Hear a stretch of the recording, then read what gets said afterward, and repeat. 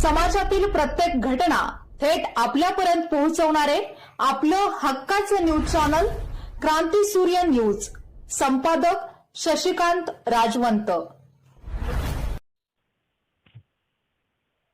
सांगली जिल्ह्यातील नागरिकांनी गावच्या ग्रामसभेमध्ये गावामध्ये स्मार्ट मीटर बसवू नये असे ग्रामसभेत ठराव करून वरिष्ठ पातळीवरती पाठवले आहेत।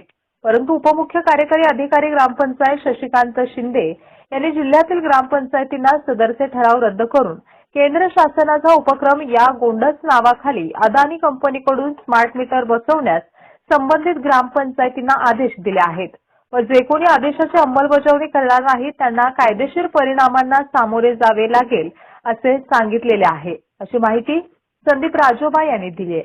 यावेळी पुढे बोलताना स्वाभिमानी शेतकरी संघटनेचे जिल्हा कार्याध्यक्ष संदीप राजोबा म्हणाले की उपमुख्य कार्यकारी अधिकारी शशिकांत शिंदे यांनी दिलेला आदेश चुकीचा आहे। भारतातील ग्रामसभा ही संकल्पना भारतीय राज्यघटनेतील 73वी घटना दुरुस्तीनंतर घटनात्मक दर्जा प्राप्त झालेला आहे।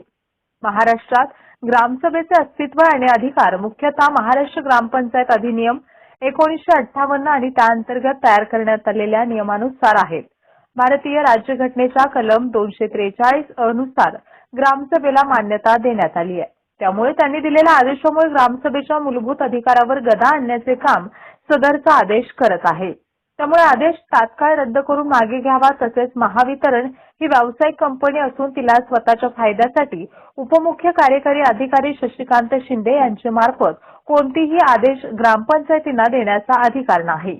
उपमुख्य कार्यकारी यांनी दिलेल्या आदेशामुळे ते जनतेचे सेवक आहेत की महावितरण कंपनीचे असा संशय सर्वसामान्य जनतेच्या मनामध्ये निर्माण झाला आहे।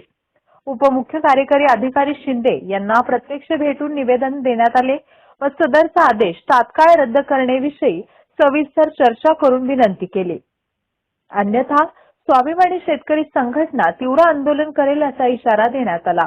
होणाऱ्या परिणामांची जबाबदारी ही संपूर्ण जिल्हा परिषद प्रशासनाची राहील असे सांगितले।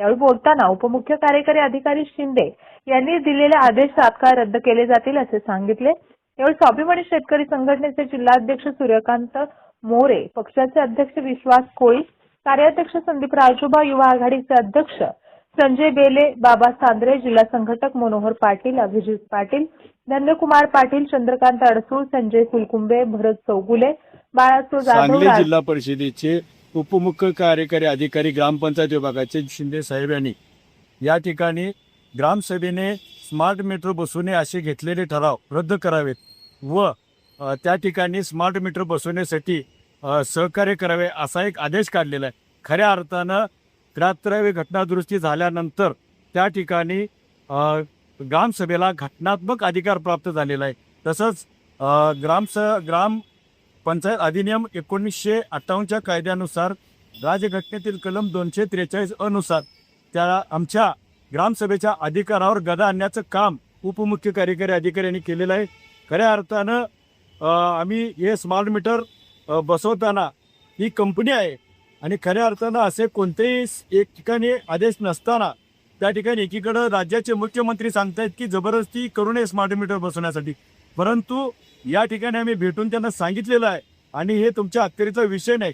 त्यावेळी तुम्ही कंपनीचे सेवक आहात की जनतेचे सेवक आहात हा पहिल्यांदा विषय त्यांना मी विचारला। त्यानंतर त्यांनी सांगितलं की आम्ही या आदेशामध्ये बदल करू असं त्यांनी सांगितलेलं आहे। जर त्यांनी बदल नाही केला तर येत्या 2 दिवसामध्ये ज्या गावामध्ये आम्ही स्मार्ट मीटर बसवले ते स्मार्ट मीटर काढून या ठिकाणी जिल्हा परिषदेसमोर आम्ही त्याची होळी करणार आहोत आणि होणाऱ्या परिणामांची सर्व जबाबदारी ही जिल्हा परिषद प्रशासनाची राहील।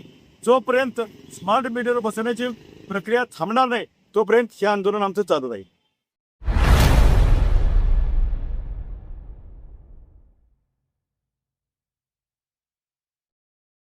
क्रांती सूर्य न्यूज, संपादक शशिकांत राजवंत। सबस्क्राइब करा,